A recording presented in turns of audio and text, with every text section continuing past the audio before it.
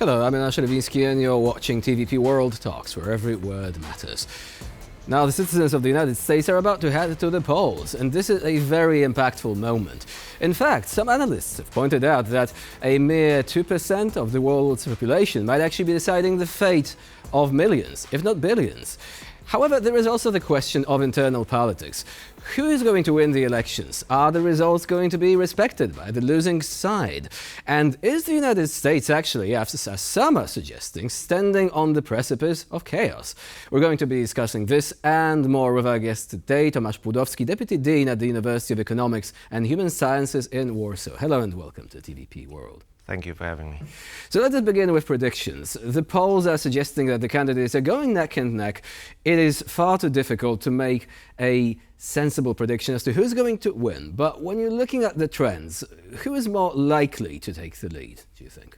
Well, it depends. It depends what happens during the last days, because both candidates are really pushing hard for their electorates and with their own agenda. Some would which is say very too different. hard. Yes, definitely. Especially Donald Trump is being very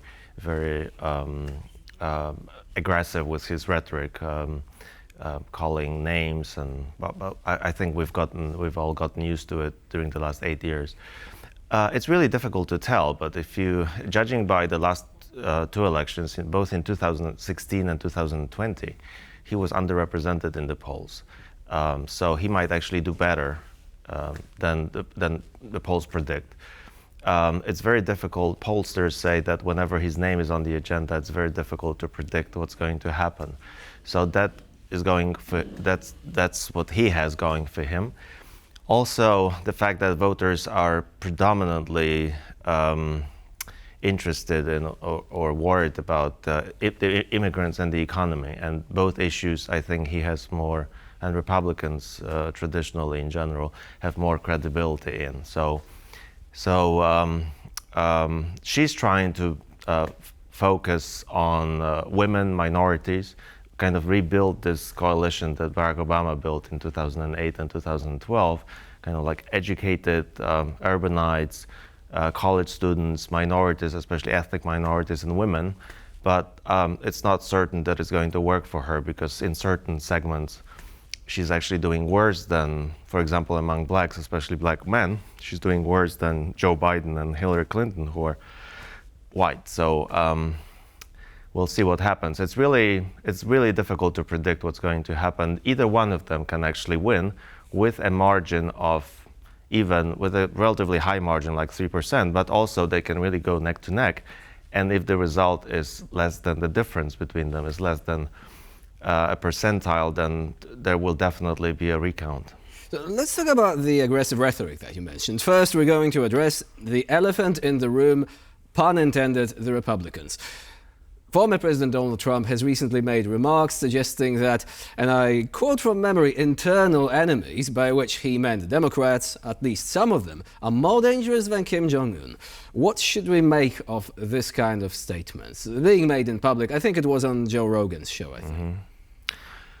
Well, I mean, he's trying to paint them as enemies, as radicals, and war is. I mean, there's something to it, especially in the minds of the voters. They are not as radical as he says they are, but the recent cultural change is part of the cultural war, especially the woke culture that conservatives are obsessed almost with. But I think most Americans, or many Americans, if not most, have a difficult time dealing with all those pronouns and bathroom issues and all those cultural changes that traditional Republican voters, especially Trump voters, white men without college degree, I think they really have a difficult time grasping the gist of the social change. So, of course, but this goes beyond woke culture, arguably. This is about portraying your opponents as enemies.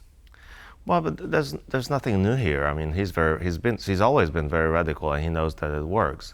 He's supported radical, almost fascist groups like Proud Boys.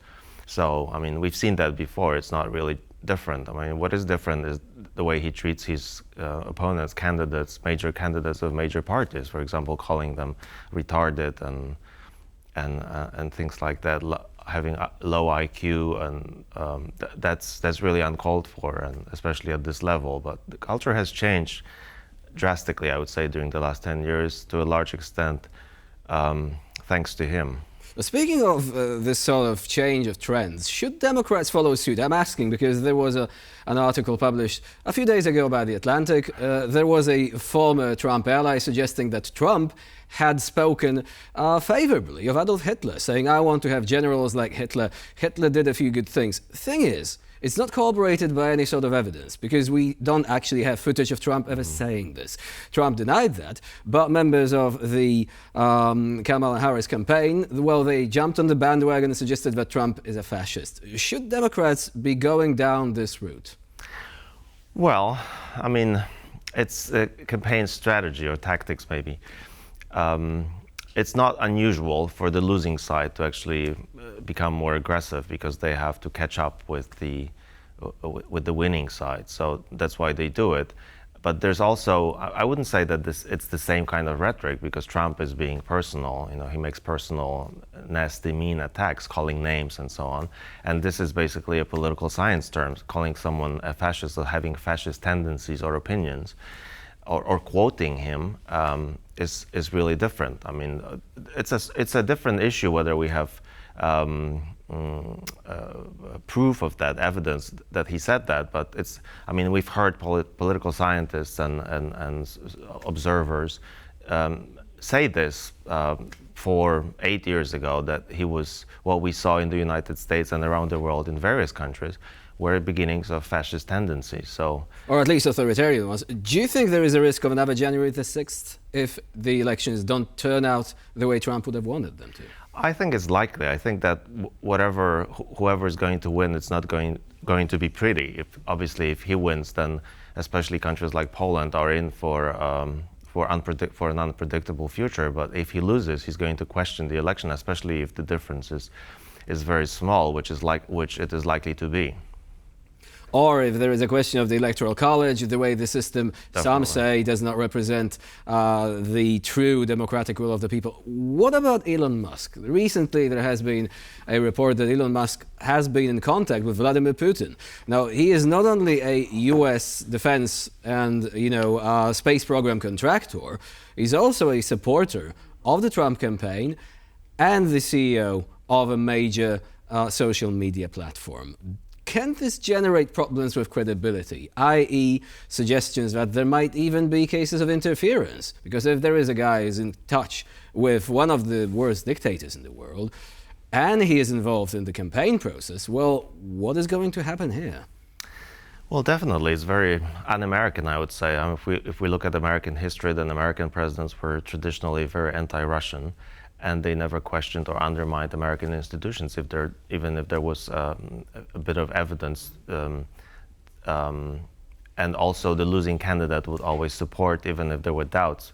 Like Al Gore had doubts about Bush winning, then he still supported, for the benefit of the country, to be patriotic and not cause problems in the future. Obviously, Trump is a different kind of candidate, and both Trump and Musk have been in touch with Putin, and there's evidence from various sides, including Bob Woodward and his book War, saying that Trump has been in touch on the phone at least 6 or 7 times with Putin, actually providing him with coronavirus vaccines when they were not available in the US, with Musk calling and talking to Putin, getting involved, proposing actually a peace. A peace plan, with words which were taken right from the Kremlin playbook. Like, definitely. Was it Crimea, Khrushchev's mistake? I mean, yes. These words clearly did not originate from a U.S. citizen. That's not neutral language. Which of the two is worse, do you think? But, former political leaders staying in touch, one could say, well, maybe that's a question of culture. But what about an unelected billionaire who now seems to have sway over parts of the democratic system indirectly? Yes, well, he interferes in the process, and what's more, he offers to pay citizens. So that's also something that shouldn't be done, obviously. What is worse, I think, is whatever the president does. So he's a private citizen. He was born in South Africa. He's obviously very powerful, and he's very ambitious, and he wants to interfere in politics, and he knows how to do that the new way, a hybrid way, through social media, through telecommunications. He's really forward-looking. Not that as bright, I think, as most people say, because he really buys these companies. He doesn't invent most of them. Tesla and other companies, he buys existing technologies. But he holds a them. lot of power there. Yes. Unfortunately, we have run out of time. Tomasz Płudowski was our guest Thank you very here on much. TVP World. Thank you very much for joining us here and for sharing your insight. Thank you. And I'm Jonasz Rewiński. You're watching TVP World. Please do stay with us.